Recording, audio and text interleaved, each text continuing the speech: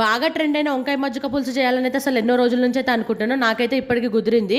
ఇదేనేమోనండి దొంగలు పడ్డ 6 నెలల కుక్కలు మొరగడం అంటే. సర్లే కానీ ఇప్పుడు ఇవన్నీ ఎందుకు చెప్తున్నాను, ముందు ప్రాసెస్ అయితే చెప్పంటారా. ముందుగా వంకాయలను స్లైసెస్గా కట్ చేసుకొని సాల్ట్ వాటర్లో వేసుకొని అయితే పక్కన పెట్టేసుకోండి. ఇప్పుడు ఇందులోకి మసాలా అయితే రెడీ చేసుకుందాం. కాస్త అల్లం వెల్లుల్లి పేస్ట్, ఉప్పు, కారం, ధనియాల పొడి, పసుపు వేసుకొని మసాలాని 2 వైపులుగా వంకాయ పీసెస్కి అయితే రుద్దుకోండి. ఇప్పుడు రుద్దుకొని పక్కన పెట్టేసుకొని ఒక కడాయి పెట్టుకొని లైట్గా కొంచెం ఆయిల్ వేసుకోండి. ఈ కడాయిలో 2 వైపులుగా అయితే బాగా కాల్చుకోవాలండి. కొంచెం రెడ్ కలర్గా వచ్చేటట్టు వంకాయని కుక్ చేసేటట్టు అయితే కాల్చుకోండి. నాకైతే ఇక 2 వైపులు కాల్చుకుంటే ఇలా అయితే వచ్చేసాయి. ఇప్పుడు వేయించుకున్న వంకాయలను పక్కన పెట్టేసుకొని అదే బ్యాండిలోకి కాస్త ఆయిల్ వేసేసుకొని తాలింపు కోసం అయితే జీలకర్ర ఆవాలు, కాస్త ఎండుమిర్చి, కరివేపాకు అయితే వేసుకుంటున్నాను. అండ్ ఆల్రెడీ నేనైతే మజ్జిగని చీల్చుకొని ఇందులో కొంచెం ఉప్పు వేసి అయితే పక్కన పెట్టేసుకున్నా.